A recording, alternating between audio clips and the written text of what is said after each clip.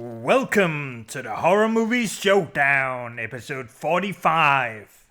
I have reviewed Fright Night from 1985, Fright Night from 2011, and now it's time for Fright Night 2 from 2013, which is also kind of a remake.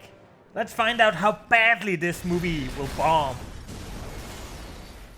The movie actually starts out quite excellently, with a girl being killed at a gas station, just to let us know that we are in for a vampire flick.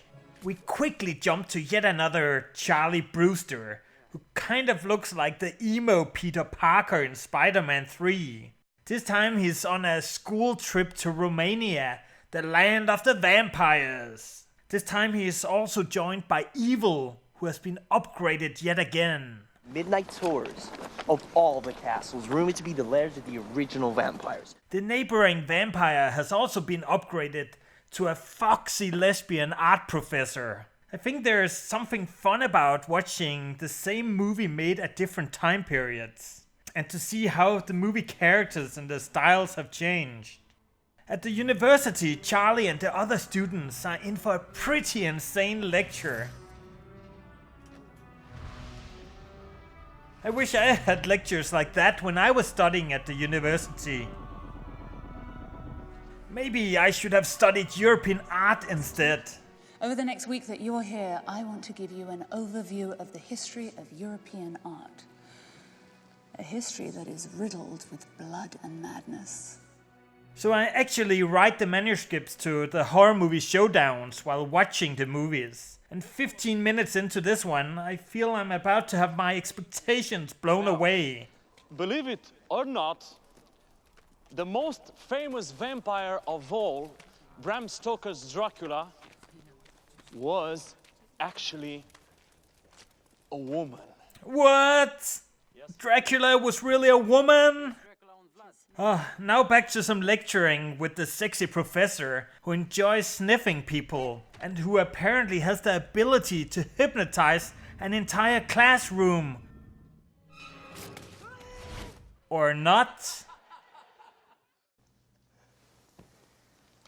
I know you liked what you saw. Or not. This movie just loves messing with your head. So as in the other Fright Night movies, Charlie starts investigating the vampire professor, and here he breaks into her home using parkour. And of course someone comes home. And of course Charlie finds the obligatory casket. But this time around he's so dumb that he decides to hide inside the casket. Who the hell would hide inside a vampire's casket? But at least he gets to see a hot naked girl being drained from blood into a hot tub. And to see an old hag being transformed into a hottie. I think that vampirism is a pretty strong competitor to those anti-wrinkle creams. Oh fuck! Charlie gets discovered! So glad you could come, Charlie. But easily escapes using his flash. It's almost too easy. Or maybe the professor is just toying with him.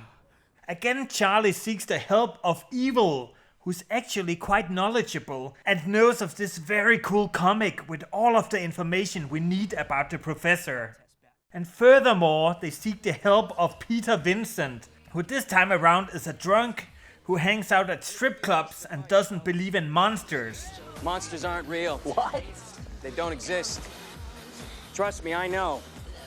Thanks to Fright Night, I've been everywhere, from the Himalayas to Haiti. I've sought out everything from Yetis to zombies to trolls to werewolves, and every time, nothing. But he sure believes in money. Hey, $3,000. what? You know, I always wanted to meet a real vampire. You all know how the rest of the movie goes, so it's time for me to use my bat senses to rate the movie on the scoreboard. The movie has 5 kills, and it has quite its share of topless girls and full frontal nudity, and gets a nudity score of 6. The movie was scary enough for a score of 3. And finally, The movie was surprisingly entertaining for the first 2/3, but then it became insanely cringe, like with this serious scene where the actors are trying to hold their laughter back. You okay?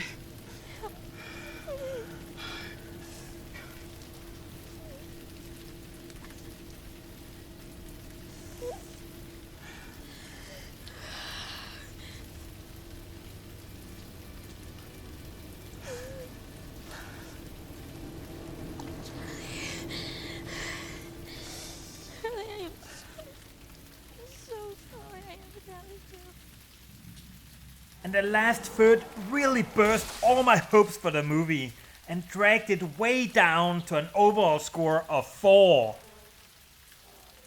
This is the last Fright Night I will review for a while, I promise.